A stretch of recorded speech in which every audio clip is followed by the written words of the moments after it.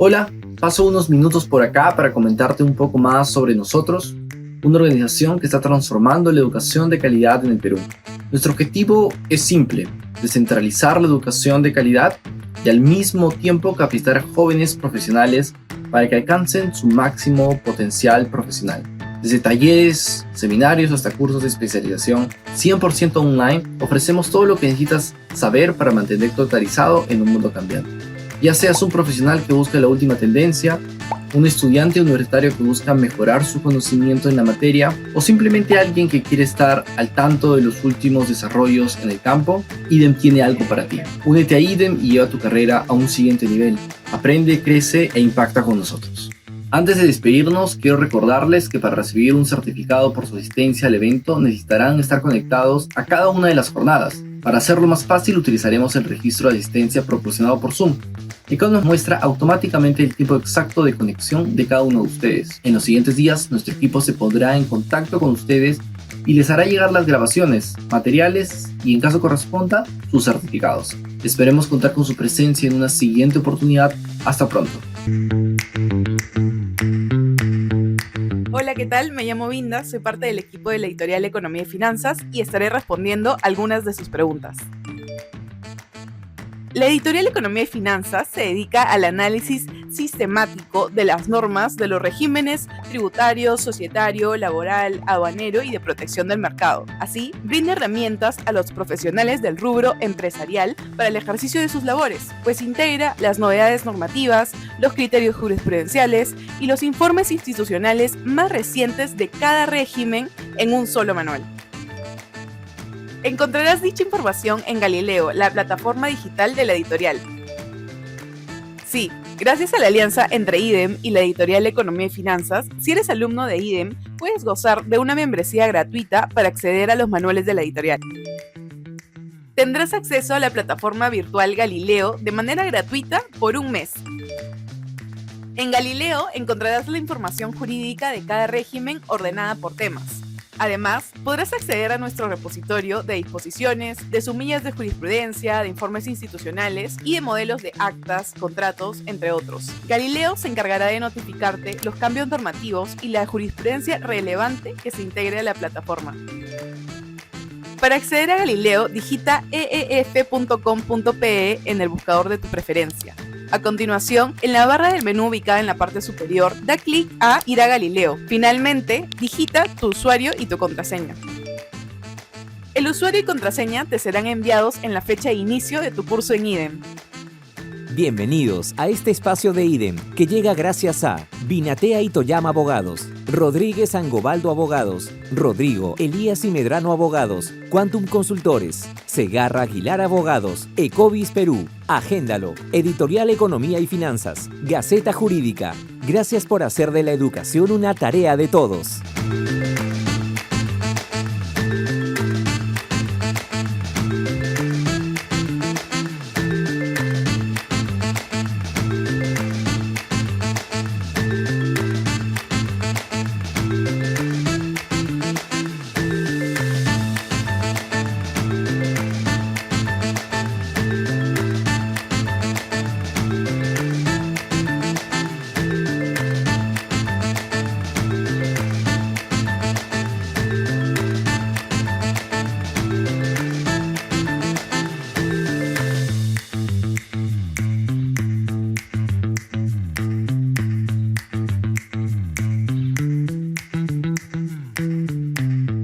Hola a todos, antes de comenzar quiero contarles algo. Hace unos meses decidimos crear un nuevo proyecto, IDEM Mentorías, una iniciativa de IDEM que nace bajo la misma filosofía que nos caracteriza: inspirar y formar mejores profesionales a través de la educación.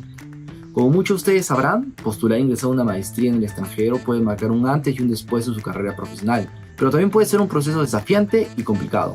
Por eso nuestro equipo ha creado un servicio de mentoría específicamente para los profesionales que quieren alcanzar el objetivo de estudiar una maestría en Estados Unidos o el Reino Unido. Si desean conocer mayor detalle sobre los servicios que podemos ofrecer, ingresen a www.idem.org.pe/mentorías.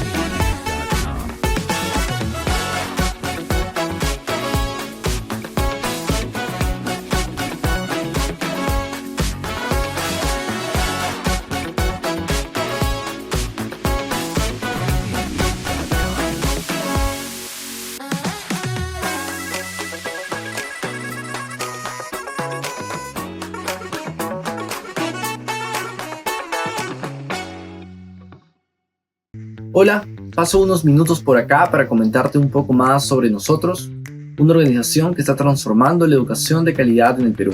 Nuestro objetivo es simple: descentralizar la educación de calidad y al mismo tiempo capacitar a jóvenes profesionales para que alcancen su máximo potencial profesional. Desde talleres, seminarios hasta cursos de especialización 100% online, ofrecemos todo lo que necesitas saber para mantenerte actualizado en un mundo cambiante. Ya seas un profesional que busca la última tendencia, un estudiante universitario que busca mejorar su conocimiento en la materia o simplemente alguien que quiere estar al tanto de los últimos desarrollos en el campo, IDEM tiene algo para ti. Únete a IDEM y lleva tu carrera a un siguiente nivel. Aprende, crece e impacta con nosotros. Antes de despedirnos, quiero recordarles que para recibir un certificado por su asistencia al evento necesitarán estar conectados a cada una de las jornadas. Para hacerlo más fácil, utilizaremos el registro de asistencia proporcionado por Zoom, el cual nos muestra automáticamente el tiempo exacto de conexión de cada uno de ustedes. En los siguientes días, nuestro equipo se pondrá en contacto con ustedes y les hará llegar las grabaciones, materiales y, en caso corresponda, sus certificados. Esperemos contar con su presencia en una siguiente oportunidad. Hasta pronto. Hola, ¿qué tal? Me llamo Vinda, soy parte del equipo de la editorial Economía y Finanzas y estaré respondiendo algunas de sus preguntas. La editorial Economía y Finanzas se dedica al análisis sistemático de las normas de los regímenes tributario, societario, laboral, aduanero y de protección del mercado. Así, brinda herramientas a los profesionales del rubro empresarial para el ejercicio de sus labores, pues integra las novedades normativas, los criterios jurisprudenciales y los informes institucionales más recientes de cada régimen en un solo manual. Encontrarás dicha información en Galileo, la plataforma digital de la editorial. Sí, gracias a la alianza entre IDEM y la editorial Economía y Finanzas, si eres alumno de IDEM, puedes gozar de una membresía gratuita para acceder a los manuales de la editorial. Tendrás acceso a la plataforma virtual Galileo de manera gratuita por un mes. En Galileo encontrarás la información jurídica de cada régimen ordenada por temas. Además, podrás acceder a nuestro repositorio de disposiciones, de sumillas de jurisprudencia, de informes institucionales y de modelos de actas, contratos, entre otros. Galileo se encargará de notificarte los cambios normativos y la jurisprudencia relevante que se integre a la plataforma. Para acceder a Galileo, digita eef.com.pe en el buscador de tu preferencia. A continuación, en la barra del menú ubicada en la parte superior, da clic a Ir a Galileo. Finalmente, digita tu usuario y tu contraseña. El usuario y contraseña te serán enviados en la fecha de inicio de tu curso en IDEM. Bienvenidos a este espacio de IDEM que llega gracias a Binatea y Toyama Abogados, Rodríguez Angobaldo Abogados, Rodrigo Elías y Medrano Abogados, Quantum Consultores, Segarra Aguilar Abogados, Ecovis Perú, Agéndalo, Editorial Economía y Finanzas, Gaceta Jurídica. Gracias por hacer de la educación una tarea de todos.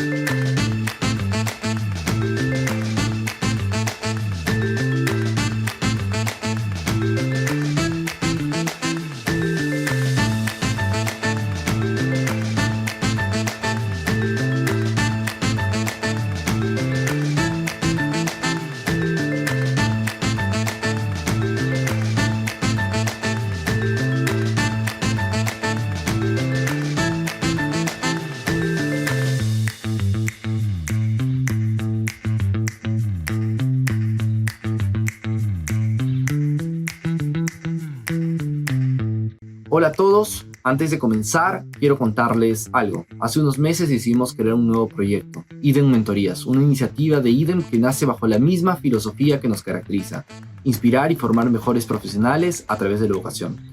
Como muchos de ustedes sabrán, postular e ingresar a una maestría en el extranjero puede marcar un antes y un después en su carrera profesional, pero también puede ser un proceso desafiante y complicado. Por eso nuestro equipo ha creado un servicio de mentoría específicamente para los profesionales que quieren alcanzar el objetivo de estudiar una maestría en Estados Unidos o el Reino Unido. Si desean conocer mayor detalle sobre los servicios que podemos ofrecer, ingresen a www.idem.org.pe/mentorías.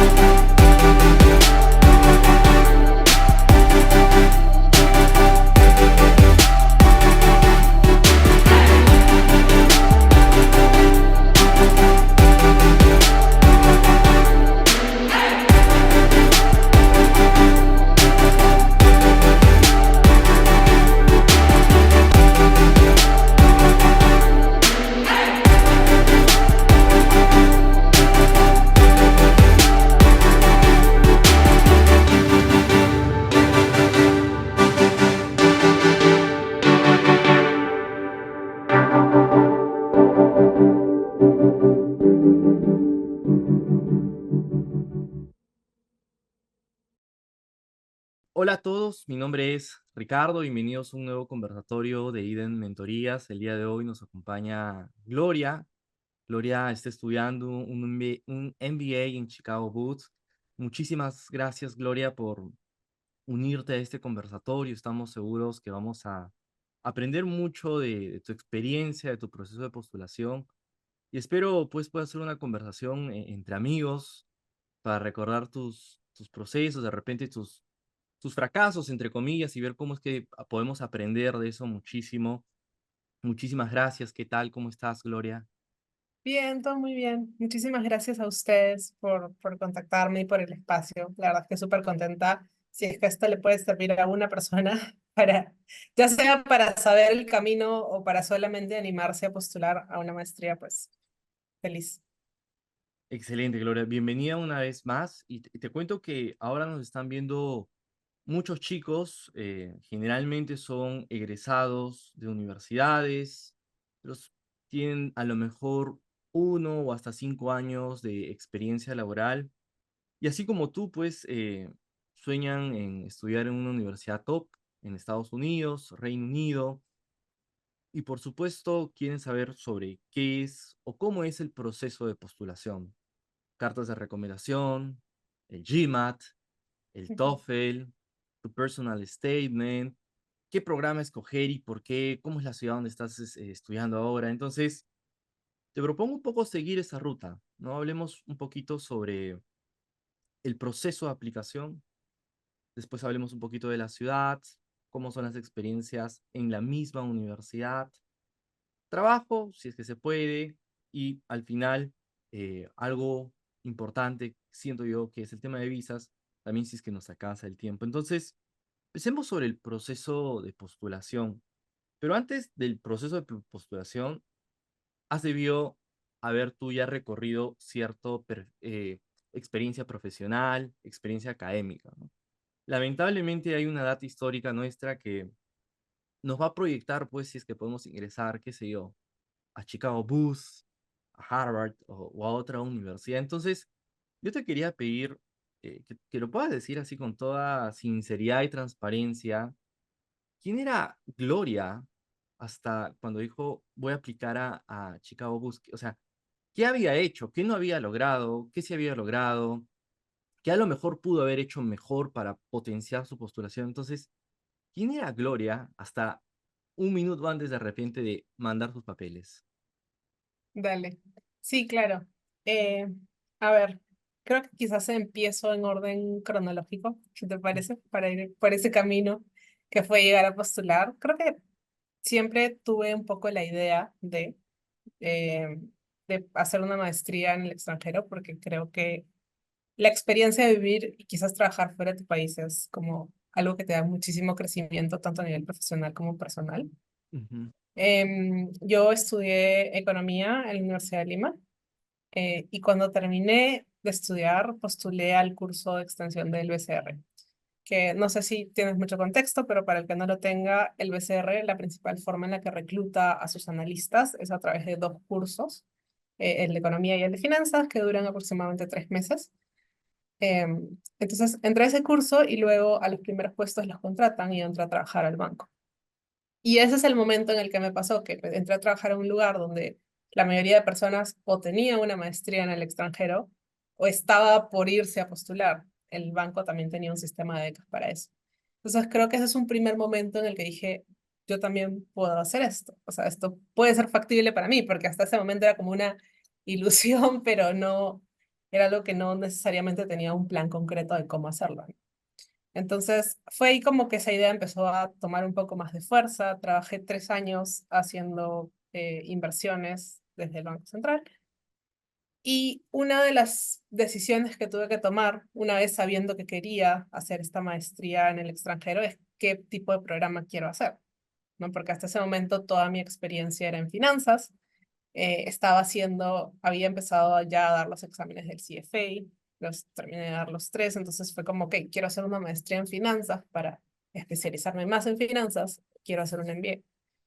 Empecé a conversar con personas, ya sea del banco o no, que habían hecho una o la otra, y creo que la conclusión a la que llegué fue como, un MBA, una maestría en finanzas, lo que me va a ayudar es ser más especialista en finanzas. Un MBA me va a ayudar a dar un paso hacia atrás y más bien desespecializarme en finanzas y poder ver como un, o sea, de manera más amplia un negocio, ¿no? Yo en ese momento no tenía 100% claro que quería hacer finanzas toda mi vida, entonces dije, bueno, vamos por el MBA. Y en ese momento también fue como decir, ok, entonces si yo quiero llegar a un MBA, quiero llegar con más experiencia que solo la experiencia en gestión de inversiones, que es lo que hacía en el banco. Entonces ahí decidí, ok, ¿qué industria me puede ayudar a aprender de muchas industrias rápido, de diferentes capacidades al mismo tiempo? Y es que empiezo a hacer consultoría.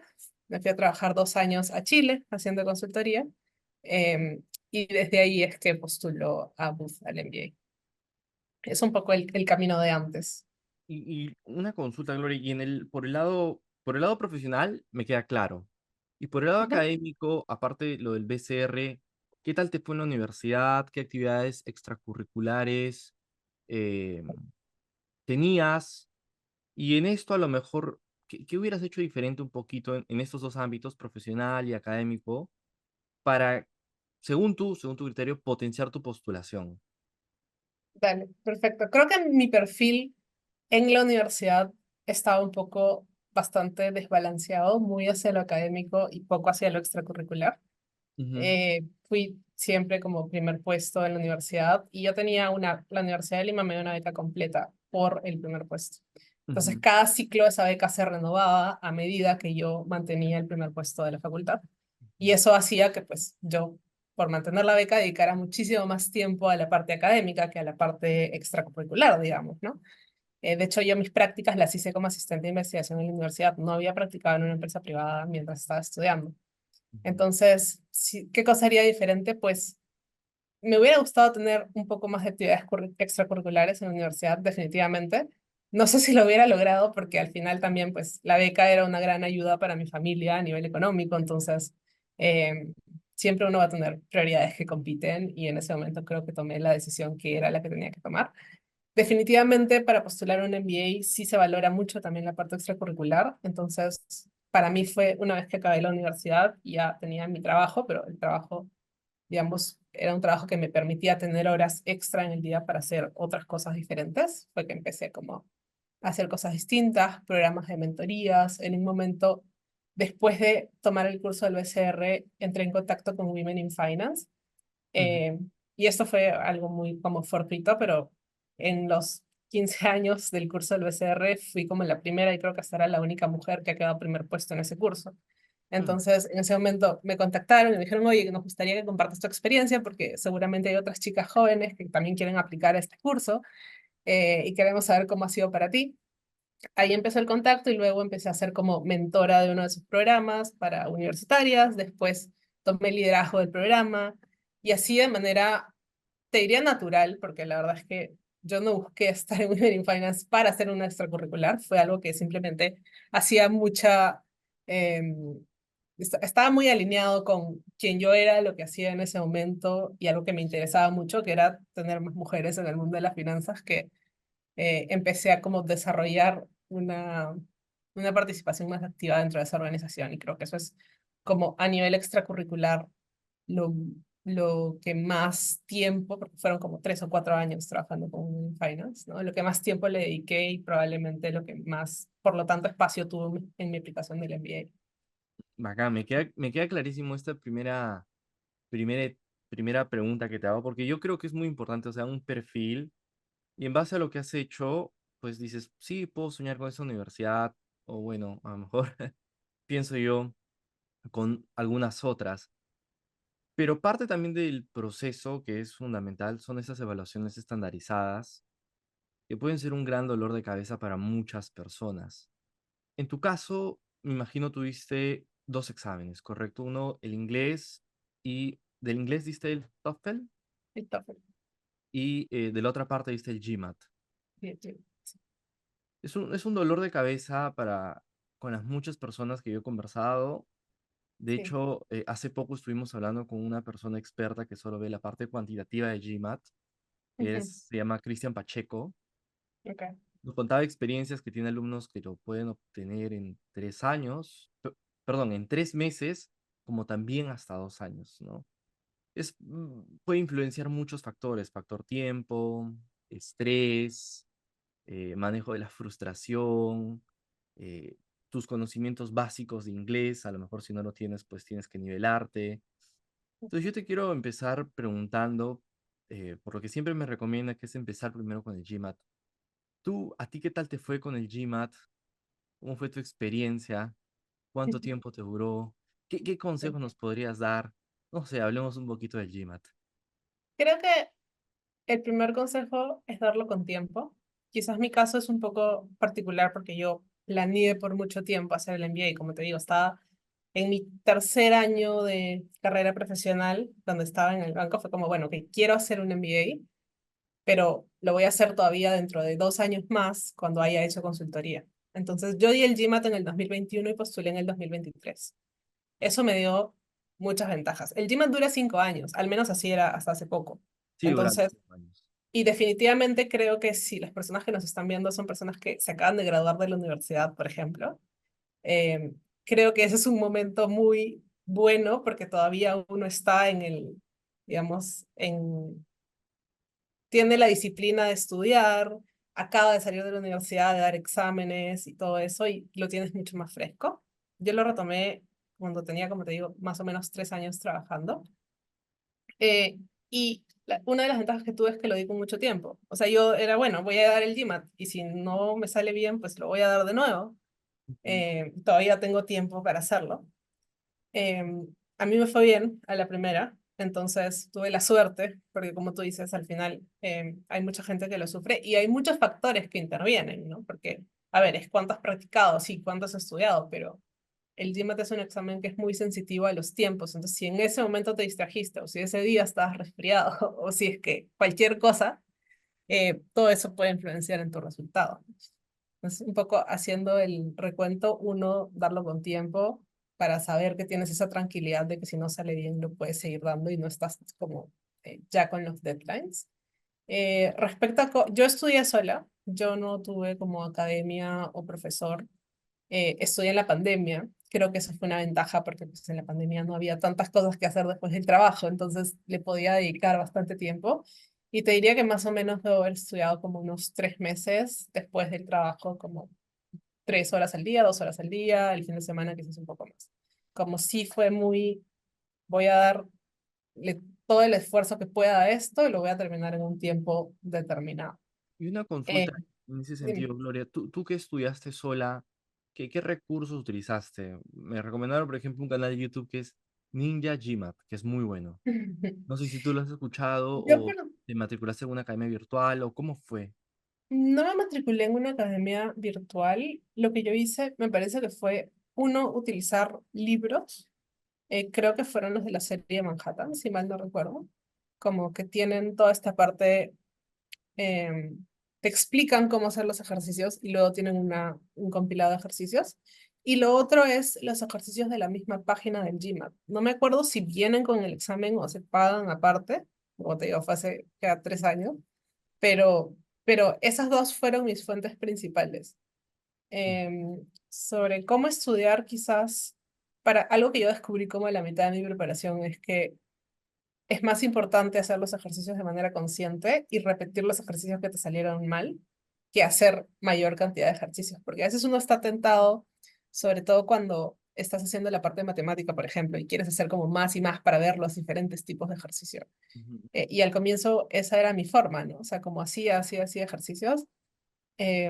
Después me di cuenta que en realidad era más efectivo si hacía los ejercicios y luego revisaba todos, incluso los que había hecho bien, porque a veces los hiciste bien, pero quizás había una forma de hacerlo que te iba a tomar la mitad del tiempo. Claro. Y entonces si no lo revisas no te das cuenta.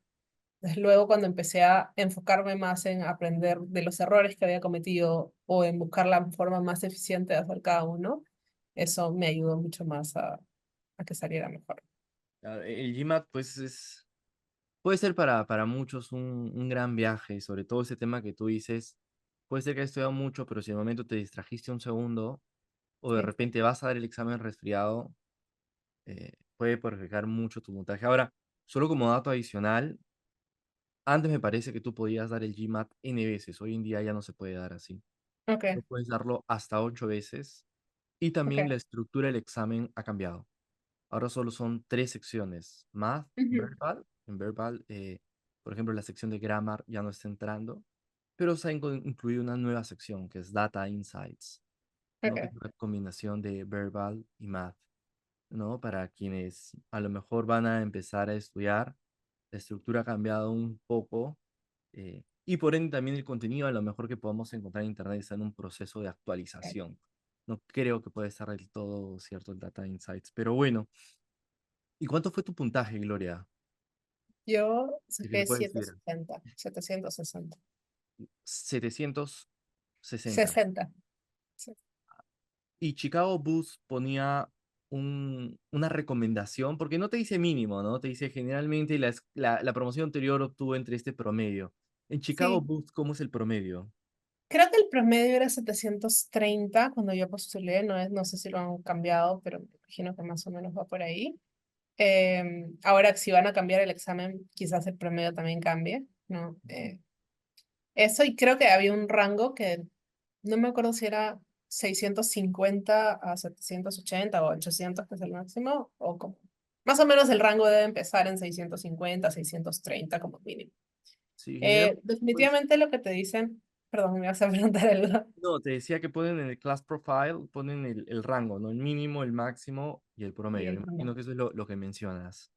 Sí, sí, y creo que siempre lo que te dicen, ¿no? Es que al final tu aplicación se evalúa de manera integral.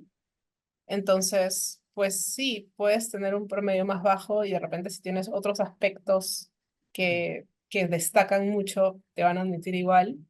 Puedes tener un promedio mucho más alto y de repente igual tu aplicación overall no termina siendo admitida. Entonces, creo que es verdad esto de que el GMAT es un paso y claro, uno dentro de lo posible trata de estar en el rango o cerca del promedio para que pues al menos no sea un contra en tu aplicación, pero definitivamente también sí hay gente que está con el tiempo en contra y pues no tiene el puntaje que idealmente es el promedio, pues igual conozco muchas personas que han entrado con menos que el promedio.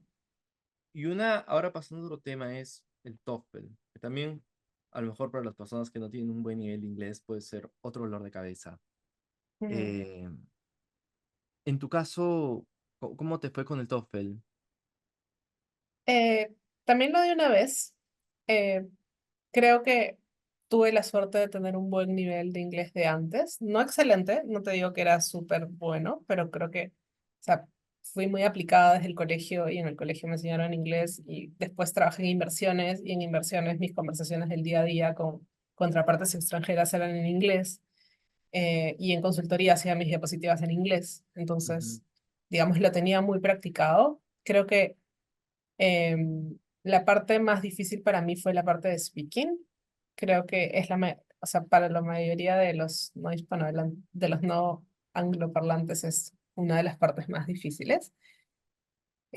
A eso le dediqué, yo principalmente para el TOEFL, entonces estudié speaking porque era lo que más me costaba. Creo que hay una parte que es como aprender de la estructura del examen y las preguntas, porque por muy espectacularmente que hables inglés, no es natural responder una pregunta con 10 segundos para pensar y un minuto para responder y hacer una estructura de respuesta completa como la que te evalúan en el TOEFL. O sea, a nadie le es natural hablar así. Entonces, definitivamente es algo que se tiene que practicar. Entonces, punto número uno es eso, entender cómo la estructura de las preguntas y practicar.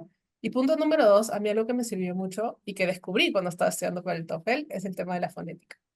No sé si no sé si es algo de común conocimiento y yo lo descubrí recién o es algo que poca gente sabe, pero en el español nosotros tenemos 5 vocales, o sea, A, E, I, O, U.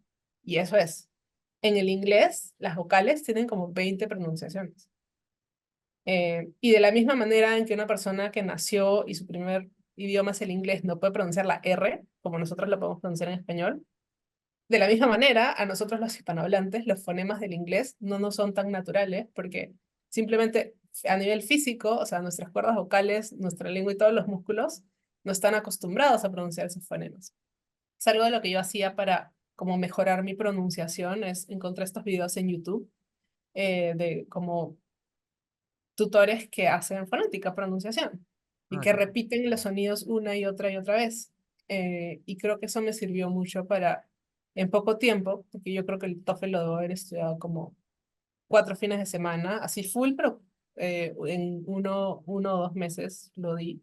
No tenía mucho tiempo, ese sí lo di como antes de ujú. postular. Eso. Oye, y Chicago Booth, porque esto sí he visto que las universidades a veces sí piden un mínimo. Para los LLM, por ejemplo, te piden mínimo 100 y mínimo 25 en cada sección. Ajá. Y eso sí es, o sea, sí es específico, te lo dicen.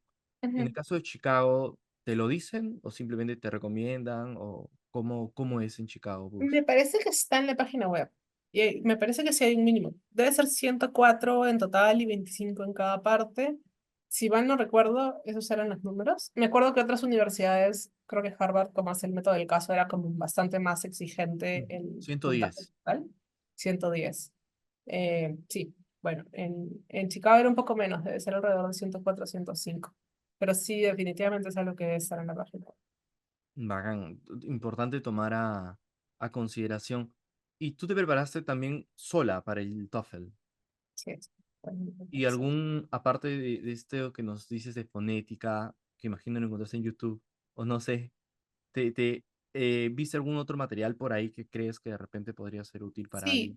en este momento no recuerdo, utilicé 2 páginas web, en este momento no me acuerdo los nombres, pero eran estas páginas que te daban el ejercicio y te permitían grabarte con la computadora, que también me pareció súper útil, porque pues nada, o sea, te da la experiencia a tiempo real, tú hablas y luego te escuchas y ahí te das cuenta de esto lo pronuncié mal, quizá esta palabra la dije muy rápido y no se entendió, porque entiendo que el TOEFL también no sé si la parte de speaking la califica una persona siempre o también tiene una parte que la califica como una computadora. Entonces, si tus palabras o las dijiste muy rápido, o las pronunciaste mal o cualquier cosa, como eso no se entiende en la máquina, ¿no? Ujú, Y de hecho, estas páginas me acuerdo que lo transcribían. Entonces, en la transcripción yo podía ver qué palabras dije bien porque la computadora las entendió y las transcribió, qué palabras pues simplemente no se entendieron y pasaron desapercibidas.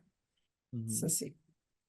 Perfecto, Gloria. Ahora, siguiendo con el proceso, yo quería hacerte dos consultas más. Uno es sobre las cartas de recomendación. Ujú. Y en caso específico de Chicago, ¿te dan alguna indicación para tus cartas de recomendación? En tu caso, ¿cómo sabías a quién escoger?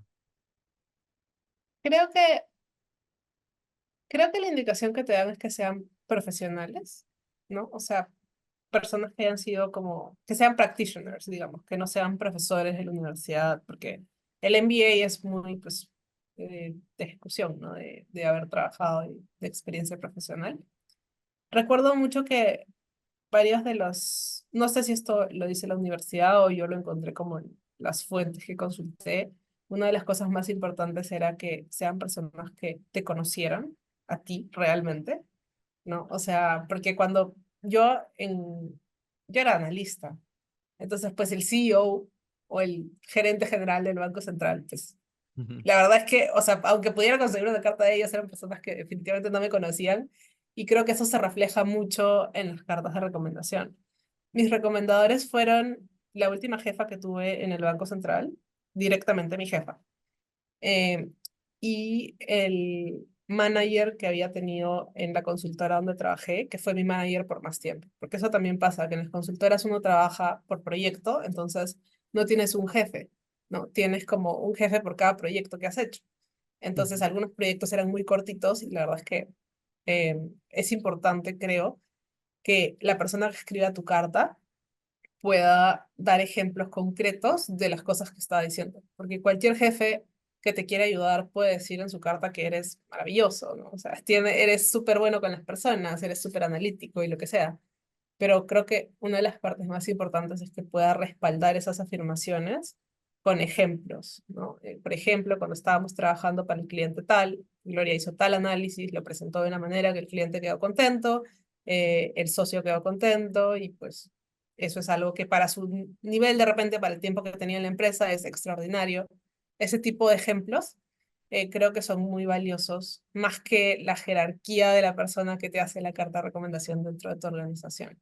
Entonces, en mi caso fueron esos mis dos recomendadores. Consulta, Gloria, y no sé tú cómo lo manejaste, pero siempre he escuchado que es importante o podría sumar algunos puntos si es que uno de los recomendadores de repente es egresado de tu universidad, Sí ¿no? sucede, No sé si en tu sí caso suma. fue así. En mi caso no.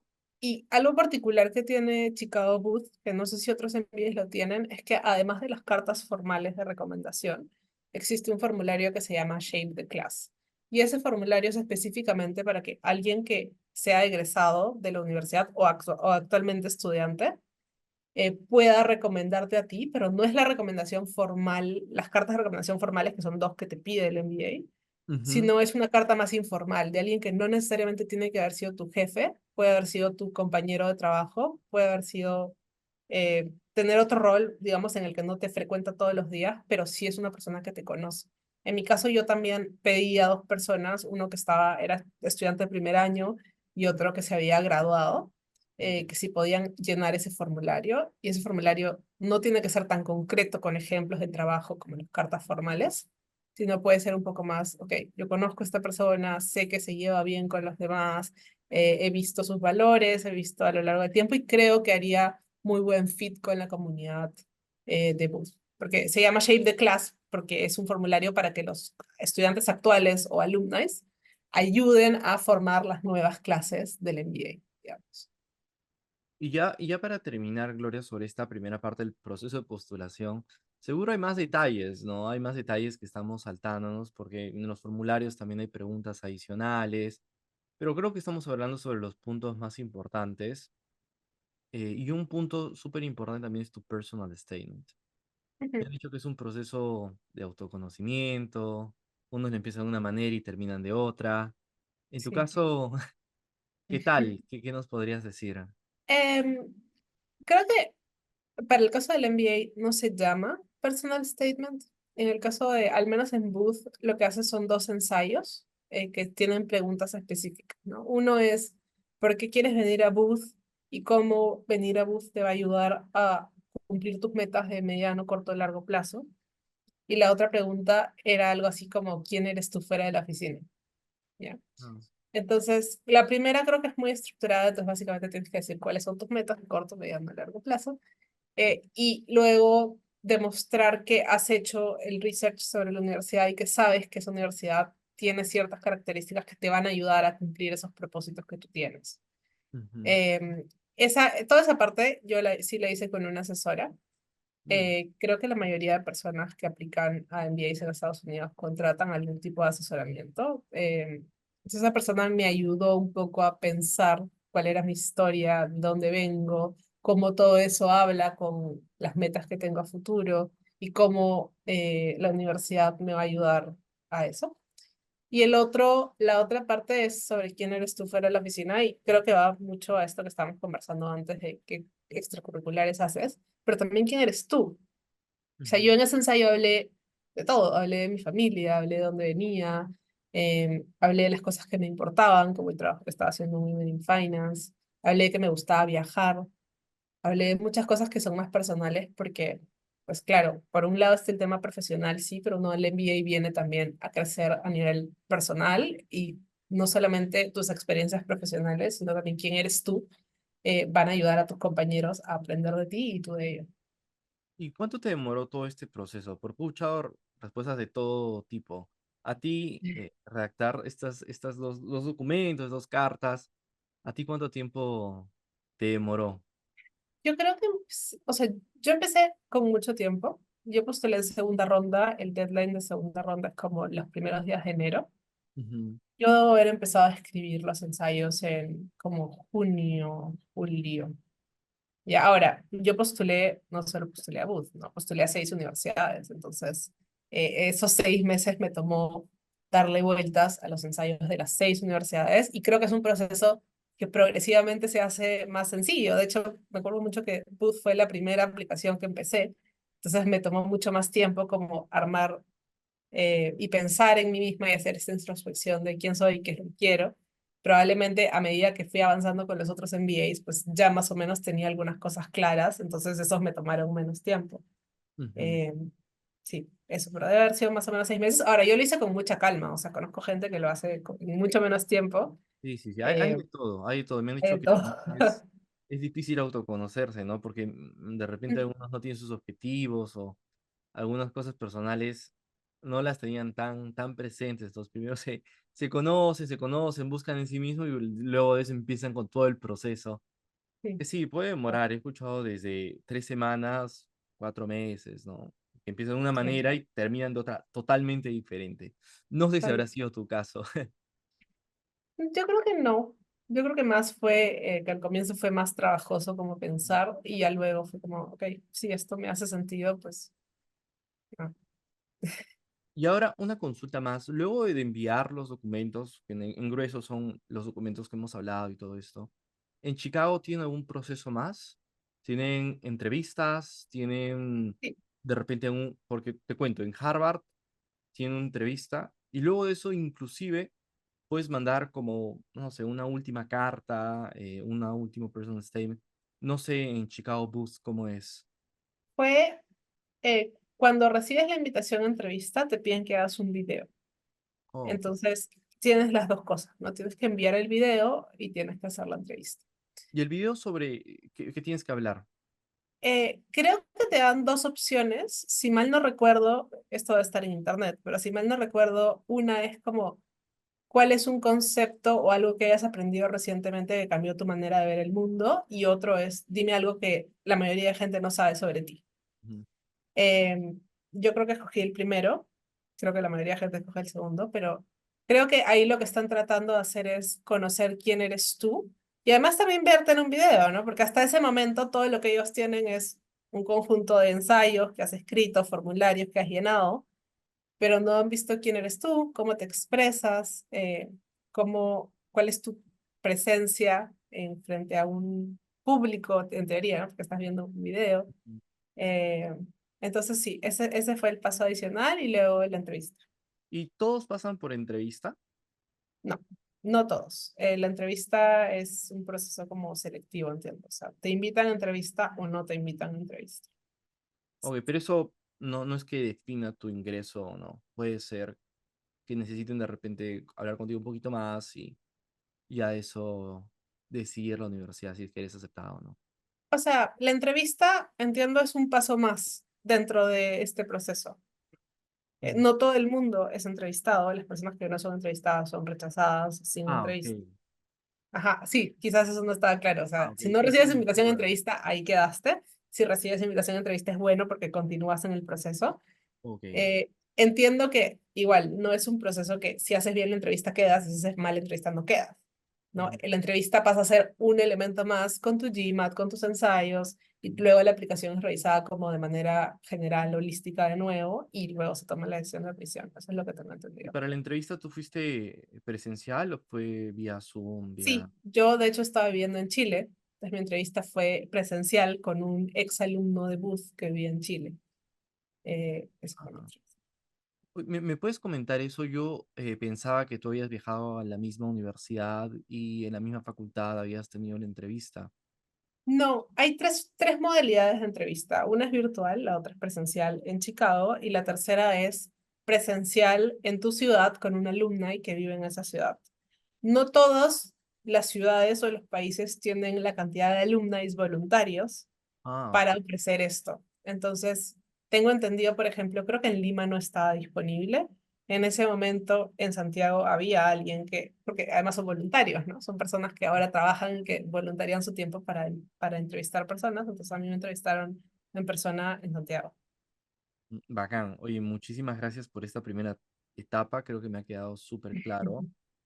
Y luego me gustaría hablar sobre la ciudad. A mí me parece importante la ciudad. No sé tú qué opinarás, porque tú estás viviendo ahí ya creo un año, te queda un año más. Y es importante que te adaptes a la ciudad. Yo conozco personas que, por ejemplo, no les gusta Nueva York como para estudiar porque es muy movido. Han rechazado opciones de Nueva York para irse a otros lugares un poco más tranquilos. También por temas de clima, hay personas que no les gusta mucho el frío y prefieren irse a otros lados. Eh, ¿Qué tal la ciudad donde estás? ¿Cómo es el clima? ¿Te gusta, no te gusta? ¿Qué nos podrías decir sobre la ciudad? A ver, para empezar, a mí Chicago es una ciudad que me gusta muchísimo. Me parece una gran ciudad para vivir. sea, es una de las grandes ciudades de Estados Unidos, pero como tú dices, no llega a ser tan grande y quizás tan caótica como Nueva York, por ejemplo. Pero al mismo tiempo es una ciudad donde hay muchas oportunidades laborales, ¿no? Porque ¿qué pasa? O sea, tú vas a estudiar un MBA y si luego te quieres quedar a trabajar, pues lo más natural es quedarte en la misma ciudad que ya conoces, que ya te gusta, donde ya hiciste un grupo de amigos. Ujú. Entonces, Chicago tiene muchas oportunidades. De hecho, muchos exalumnos de Booth se quedan a vivir en Chicago después del MBA. Es una ciudad grande, es una ciudad que está ubicada al centro de Estados Unidos, esto está cerca relativamente a cualquiera de las dos costas. Em, el clima depende de la hora en la que me preguntes. La verdad es que el invierno es duro, definitivamente. Creo que Chicago se hace muy, muy famosa por eso y el clima es un poco impredecible. Pero la verdad es que para mí personalmente, comparando con los beneficios que tiene, como la ciudad, el clima es algo que yo puedo manejar. Y definitivamente, claro, uno piensa, wow, hace demasiado frío, pero también es una ciudad que está definitivamente muy preparada para el frío, ¿no? O sea, en el invierno, por ejemplo, nevaba en la noche y tú salías a la calle a las 8 de la mañana y ya las veredas no tenían nieve porque la ciudad había pasado a limpiar las veredas para que la gente camine a su trabajo. Entonces, es una ciudad que está preparada y nada, o sea, tienes la ropa necesaria, tienes la Claro. calefacción ahí, así que También, creo que eso es algo que también se puede manejar.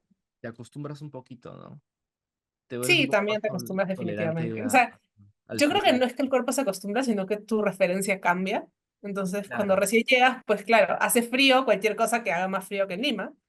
Y luego ya tu definición de frío cambia y cuando vienen amigos a visitarnos, es como, ay, qué frío hace y para nosotros es ya una temperatura bastante agradable, te Ujú. diría.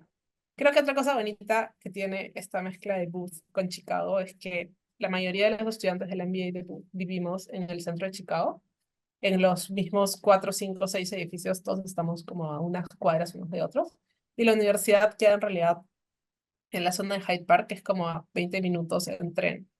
¿Ya? Entonces, creo que o sea, sí tenemos la experiencia de este campus gigante universitario que está a las afueras de Chicago, que es muy bonito, pero a la vez vivimos en un lugar donde tenemos todos los restaurantes, lugares turísticos, bares, etcétera, muy a la mano. Y además vivimos todos muy cerca unos de otros, entonces es una ciudad grande, pero se siente como una ciudad más chica porque tienes una comunidad muy grande que básicamente son tus vecinos. Ujú. Y una consulta, ¿la universidad dentro de la misma universidad no tiene habitaciones o espacios para que los alumnos se queden? No para el MBA. Creo que Ah, los undergrad sí tienen, o sea, la gente que está estudiando en la universidad, la carrera universitaria, sí tienen dormitorios. Para los MBAs no, y de hecho la gran mayoría de estudiantes de maestrías que no son MBA viven cerca de la universidad. Los MBAs vivimos aquí en este lado de la ciudad. Me imagino yo porque uno, un poco más hacia el sur de Chicago hay zonas que no son tan seguras, entonces aquí, digamos, hay mucha más vida de noche, por ejemplo, puedes caminar tranquilo por la calle y y donde además estás tienes todos los... no es un lugar de la universidad, es decir, tú rentas aparte. Sí, yo rento aparte, pero ahora el 90% de mi edificio son alumnos del MBA. Ah, ok. Entonces, no es de la universidad, sí, claro, es una empresa privada, pero todos mis vecinos son, igual los Todas- veo como si fuera un dormitorio, pero en el centro de la ciudad, no en la universidad. Oye, y comparando un poco costos de vida, ¿qué tal es vivir en Chicago? Em, no es que tenga muchas referencias. Si mi Ujú. única referencia es Nueva York y es Ah, mucho más barato en Chicago que en Nueva York. Tanto diría que tanto la renta como en general salir a comer a un restaurante en la calle, pero no sé con qué punto de referencia puedo decirte como no, no, no, si es no te mucho más caro o preocupes. más barato que otras ciudades. Era un insight que quería saber. Oye, y aparte del clima, ¿hay alguna otra desventaja de Chicago? O sea, siendo un poco malos, ¿tú podrías decir algo más Mm, de Chicago? Deja de pensarlo. Creo que el clima es lo que viene siempre a la mente cuando Ujú. alguien me pregunta. Eh,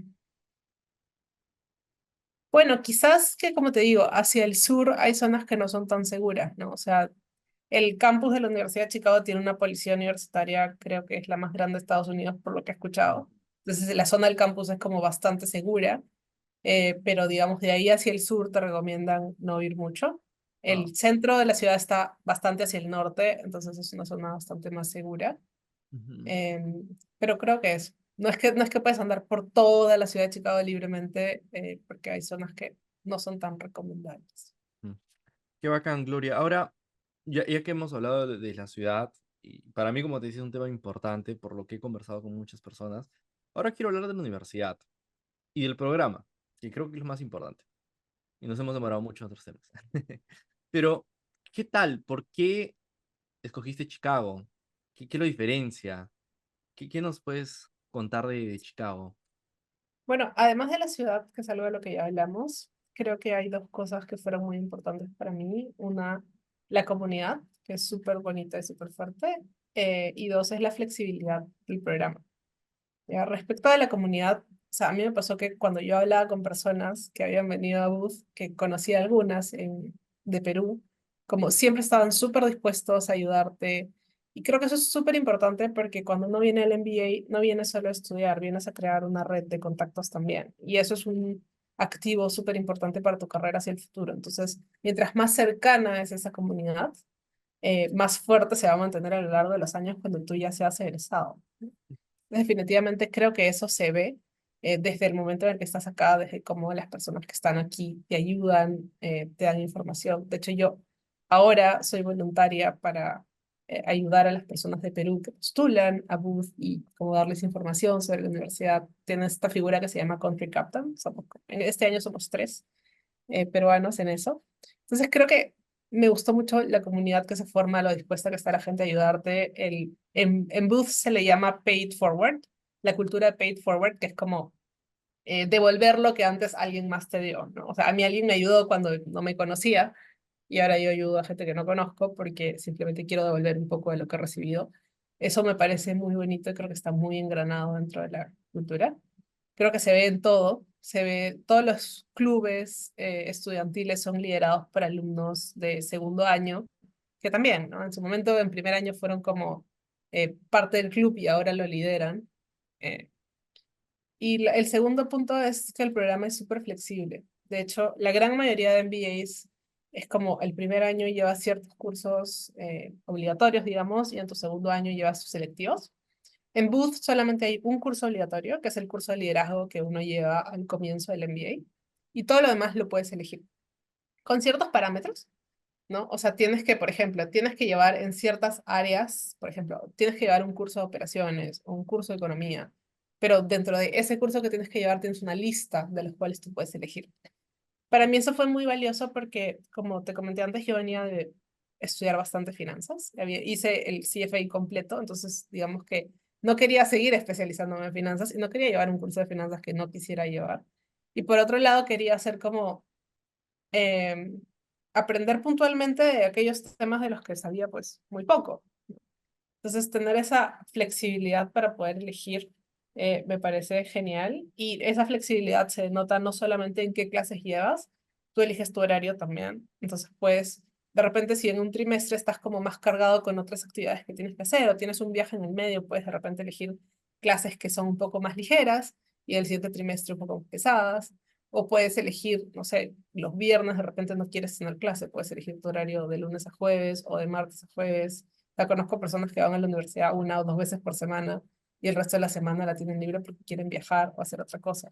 Entonces, todas esas libertades que te da el programa flexible desde el inicio, creo que también es algo que valoro un montón. Ahora, una consulta, y te pregunto esto porque también lo había conversado con otras personas, y es que en algunos programas, en Stanford, por ejemplo, tú puedes llevar cursos de otras facultades, Ujú, ¿no? Conocí a una persona que estaba llevando cursos de programación, pero de medicina, porque tiene una startup de... Entonces, ujú. metió un poquito a la facultad de medicina. En Chicago Booth, tú también puedes hacer esa combinación. Sí, y las puedes hacer de dos maneras. O sea, una es la que tú dices, ¿no? Que simplemente en un determinado trimestre tú eliges un curso de la Facultad de Derecho o de la Facultad de Economía o cualquier otro y lo llevas como electivo. Y la otra forma es que también hay programas como dobles. Hace poco conocí a una persona que está haciendo el dual degree, que es MBA y Computer Science, que está hecho para gente que no es programadora, Entonces, lo que sucede ahí es que llevas tus clases de MBA y muchos de tus selectivos son de este segundo grado, ¿no? Entonces haces el programa en los mismos 2 años, pero tienes el título de las dos formas. Hay gente que hace el MBA, esto es un poco diferente, pero el MBA con el JD, que es el programa para ser abogado en Estados Unidos, ¿no? El Law School.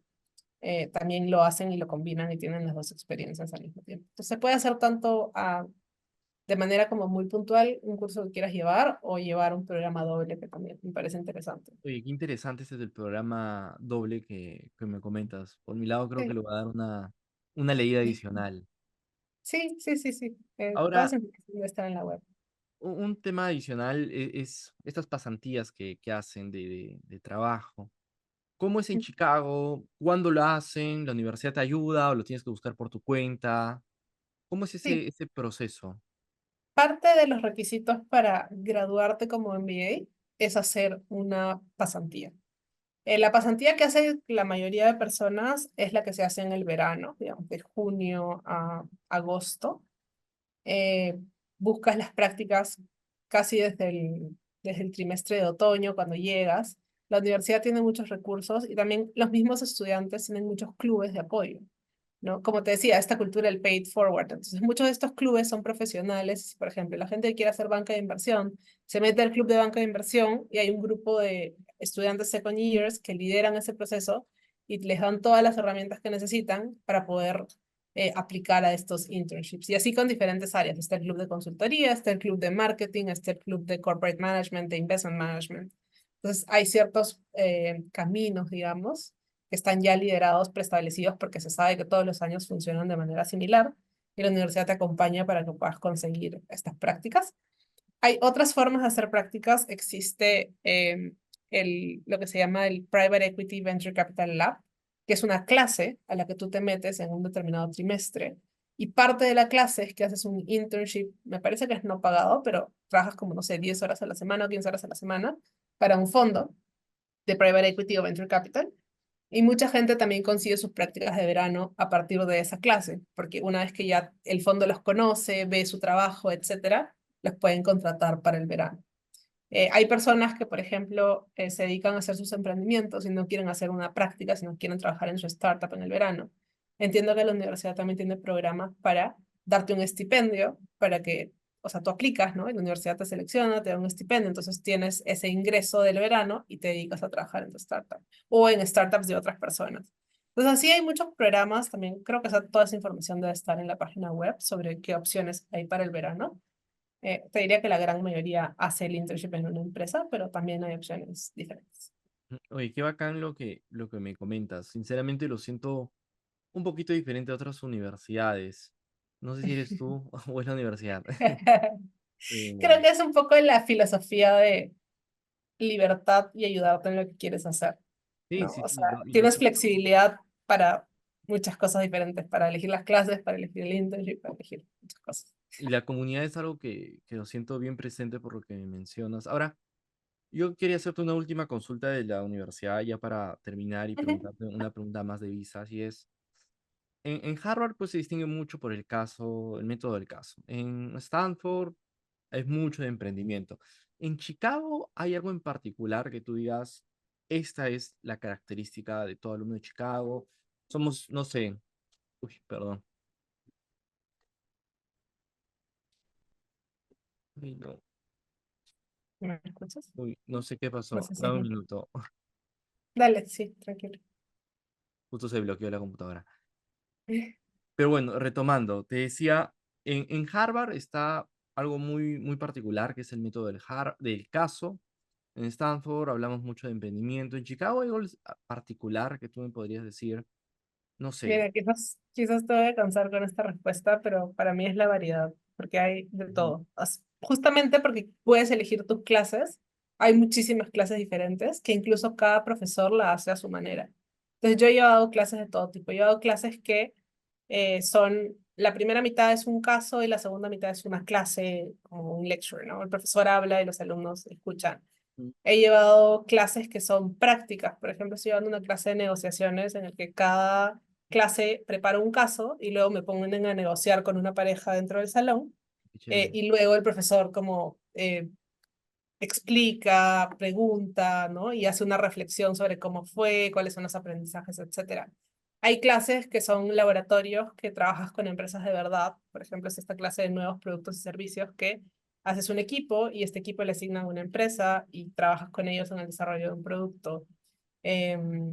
Y sí, o sea, y también están las clases que son 100% caso, que en la mayoría de casos son casos de Harvard, o sea, porque Chicago compra, estos casos se publican y están en el mercado, ¿no? Entonces, Chicago compra esos casos, los profesores los preparan, luego enseñan esto.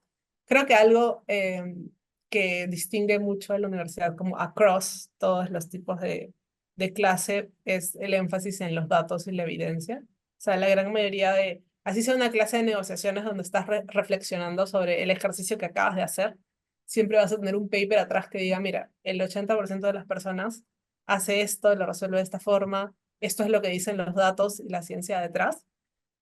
Pero en general creo que es muy diverso, no hay un solo tipo de clase, creo que hay miles y uno elige entre esos cuál es el que más le acomoda a lo que quiere aprender. Me parece bien bacán lo que mencionas y justo cuando estabas hablando se me ocurrió otra pregunta. Y yo sigo con las preguntas, pero, pero me parece importante y ahora sí prometo que creo que es la última, es sobre el financiamiento. Y tengo entendido en primera instancia que no hay muchas becas para estudiantes MBA, ¿no? Ujú, Pero igual ahí puede haber métodos de financiamiento que la misma universidad te puede ofrecer. ¿Cómo es el financiamiento en Chicago Bus? ¿Hay sí, además sistemas de becas? te cuento, sí. Definitivamente Boost tiene muchas becas. Son todas diferentes y todas están estructuradas de manera diferente. Como funciona en general es tú envías tu aplicación y ellos en función de tu aplicación cuando te admiten te adjuntan una carta que dice te ofrecemos esta cantidad de beca. Luego, si es que tienes algún tipo de situación particular o problema, puedes conversar con ellos y ver si es que se puede mejorar o no esa ayuda financiera. Y la mayoría de estudiantes financia beca, eh, parte préstamo, que generalmente son entidades financieras que tienen un convenio con la universidad, eh, y el resto pues con ahorros. Ujú. Yo tuve suerte, me dieron una muy buena beca. Existen becas para estudiantes de MBA, de hecho existen muchas. Em, no sé si eso es un dato como muy publicitado, pero en realidad el tuition, o sea, el pago a la universidad que hacen los alumnos de MBA, es menos de la mitad del financiamiento de la escuela de Booth. O sea, Ujú. porque hay muchas donaciones de alumni que permiten dar becas a los estudiantes. Entonces, yo sí diría que hay una gran disponibilidad de becas.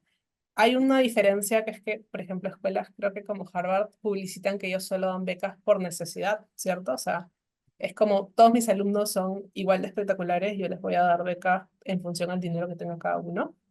Por el contrario, en Boost todas las becas son por mérito. O sea, tengas o no tengas dinero, demuestra, dime por qué te mereces la beca en función a las cosas que has hecho y que has logrado. Eh, entonces, así, pero hay muchas becas. Definitivamente sí. Qué bacán y qué buena noticia saber eso que nos comentas. Y ya pasando al último bloque, yo te quería preguntar sobre las visas. Las visas es un tema muy interesante porque muchos planes pueden cambiar de un momento a otro. Es difícil aún más si es que vas en pareja porque tienes que alinear en ese tema. Eh, hay algunos beneficios cuando la visa es STEM. No, cuando, perdón, la maestría es STEM, puedes aplicar otro tipo de visas y a lo mejor quedarte un poquito más de tiempo tranquilos. En tu caso, el MBA es un MBA STEM. No sé qué nos puedes comentar sobre eso. Sí, el MBA es STEM en cualquiera de sus concentraciones, porque hay MBAs que tienen ciertas concentraciones o especialidades que son STEM, ¿no? Que tienes que seguir tienes que llevar ciertos selectivos, digamos, para que sea considerado STEM. Quizás dando un paso atrás, no sé si el STEM es algo que has explicado ya o no, pero básicamente cuando uno termina el MBA, puedes aplicar a un permiso de trabajo de un año para maestrías regulares y si tu maestría es STEM, ese año se puede extender a 3 años. Entonces, para mí eso fue súper crítico al momento de decidir por qué universidad quería ir, porque yo sí quería tener la oportunidad de trabajar en Estados Unidos los 3 años después. Yendo un poco al tema que acabas de mencionar también, de personal, familiar, etcétera, mi esposo está haciendo un doctorado, vino conmigo al mismo tiempo y el Ujú. doctorado dura 5 a 6 años. También está en la Universidad de Chicago. Mm. Entonces, quería tener la oportunidad de, después de mis 2 años de MBA, pues seguir trabajando al menos 3 años, y para eso el STEM era súper primordial. Entonces, sí, el MBA es STEM, es STEM en cualquier concentración que hagas. Súper, súper importante ese dato, porque hay personas que no tienen un MBA STEM, entonces solo se pueden quedar un año más, y Sí. luego de eso tienen que aplicar un sorteo para ver si obtienen la visa H1B. Puede ser un Sí. proceso complicado, estresante y, en el peor de los casos, cambiar los planes de un momento a otro, ¿no? Sí, igual después del STEM, o sea, el STEM lo que hace es extiende los años que tienes para quedarte, y cada año tú tienes una oportunidad de entrar al sorteo de la visa H1B. Si Ujú. después de 3 años igual no te has sacado la visa, pues nada, toca salir de Estados Unidos o buscar otros caminos. Em, pero eso, sí, o sea, definitivamente, igual tienes que pasar por el sorteo, pero tienes más tiempo, digamos, asegurado para quedarte con Aumenta una un poco, empresa que te pues, sponsore. las chances de que Ajá, puedas exacto. obtener la visa, ¿no? Puede Sí. ser que no también, pero Ujú. aumenta las chances. Esperemos que sí. Esperemos que sí, pues, Gloria, puedas obtener la visa, la H1B, creo que es la que postulas, Ujú. y ya te puedas quedar por allá un tiempo, no sé, indefinido, no sé cómo serán los planes con tu pareja. Oye, Gloria, muchísimas gracias por mi lado, ya hemos acabado. No sé si es que de repente quisieras decir algunas palabras finales, si no, muchísimas gracias y estaríamos terminando. No, de hecho, gracias por el espacio, y a todas las personas que me estén escuchando. Creo que el principal consejo que tengo es que la información es poder y es valiosísima. O sea, uno a veces cree que esto no es para mí, yo no puedo, seguramente es para otras personas que tienen otro perfil, pero creo que esto, o sea, si están viendo este video, esto que están haciendo es lo que está bien, ¿no? Escuchar las perspectivas de diferentes personas, escuchar diferentes experiencias y explorar todas las oportunidades que tienen al alcance de sus manos. Así que eso. Excelente, Gloria. Pues entonces espero que podamos molestarte de nuevo y espero que Sí, sea claro. pues hasta una pronta oportunidad. Ujú. Dale, Listo, Gloria, perfecto, nos un vemos. gusto. Gracias.